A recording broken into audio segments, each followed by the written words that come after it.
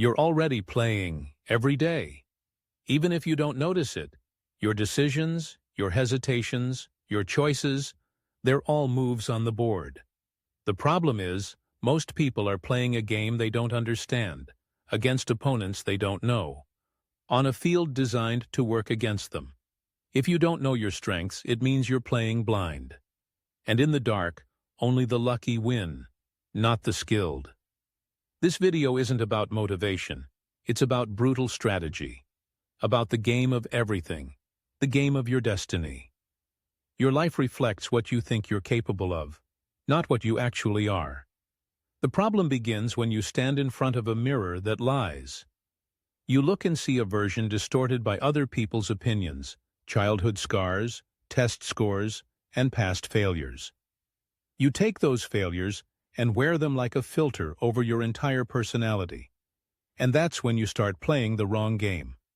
Sometimes you see weakness in yourself simply because you acted in an arena where you never had a chance. And then you draw the wrong conclusions. I'm not good enough. I don't belong. I have no talent. It's a lie. Maybe you just picked the wrong fight. Most people don't lose because they're weak. They lose because they never found where they're strong. You have strengths, but the question is, do you actually know them? Can you name 3 things you do better than 90% of people? Not what you like doing, what actually delivers results. That's a critical difference, because the world doesn't pay for passion. The world pays for value. If you want to win your destiny, you have to be brutally honest with yourself. Look around your life and ask, where have I actually won? What came easy to me that was hard for others? What patterns of success am I ignoring because I've been too focused on what I lack? Those are your foundations, not invented, proven. And if you don't ask those questions, you'll keep trying to fix things that aren't fixable, instead of building on what already works. Mirrors can't lie, if you choose to look at the truth.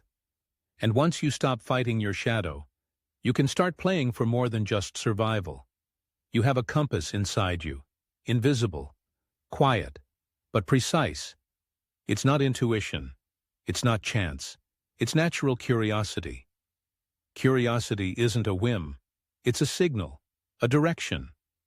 It shows up where your brain craves growth, not where it's trendy, not where everyone else is going, but in the places where something pulls at you. A strange fascination. A quiet desire to understand. It's not just a hobby, it's potential, the seed of mastery. But the world teaches you to shut it down, to ignore it, to chase money, expectations, credentials. And that's how you end up working in systems run by fools. Doing things that drain you, spending your life playing a role that was never yours. You're not burned out from working too hard. You're burned out from working on the wrong things. So start here. What are you genuinely curious about? Not what pays well. Not what sounds impressive. What pulls you? That's your direction. But direction alone isn't enough. Curiosity must be armed with skill.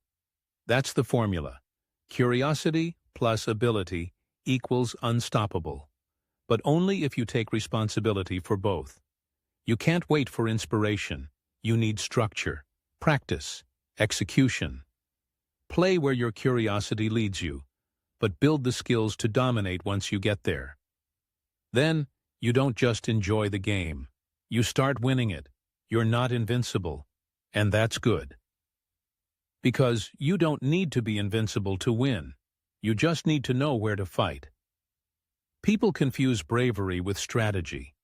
They throw themselves into arenas where they have zero advantage. They crash into reality like insects into glass, over and over, weaker each time. And then they blame the world. But the world isn't punishing them. Bad battle selection is. You can't keep losing and expect your spirit to stay intact. This isn't just emotional, it's biological. Neuroscientists are clear. Small wins reshape your brain. They create new dopamine receptors. They wire you for action. They make you literally more motivated. But it works in reverse too.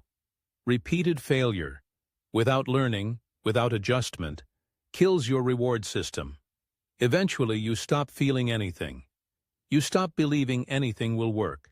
And worst of all, you stop believing in yourself. So stop treating every battle as noble. This isn't romantic. It's war. And in war, strategy beats pride. Find easy wins, not out of laziness, but out of wisdom. Find the spaces where your strengths are weapons, where your experience, talent, and insight turn you into a giant. And then, win. Deliberately. Ruthlessly. Because every win doesn't just change your situation, it changes you. Wins aren't rewards. They're a strategy for building power. So don't play where you can't win. You can't keep getting knocked down and expect to rise with enthusiasm every time. You build confidence not through endurance, but through smart victories. You have the right to feel superior, but only when you truly have the grounds for it. Your unique skills are not arrogance. They are responsibility. They give you an advantage that you must not ignore. Don't try to act based on weaknesses. Don't build houses on sand. The foundation of action is your strengths, and only them. Everything else is a house of cards. Be brutally honest with yourself. What have you really succeeded at? Where were you effective? And where, despite effort, did you fail? This is not self-criticism. It's strategy. Don't try to be someone else. Don't try to master everything. It's too hard and completely unnecessary. Get rid of bad habits, one by one. Polish your natural advantages, as if your life depends on it, because it does. Your destiny isn't somewhere far away. It lies in what already works, but what you haven't yet fully developed. Play where you can win, because winning doesn't just bring results, it changes you. Every victory, even the smallest, builds you on a level you don't see, but that your whole life feels.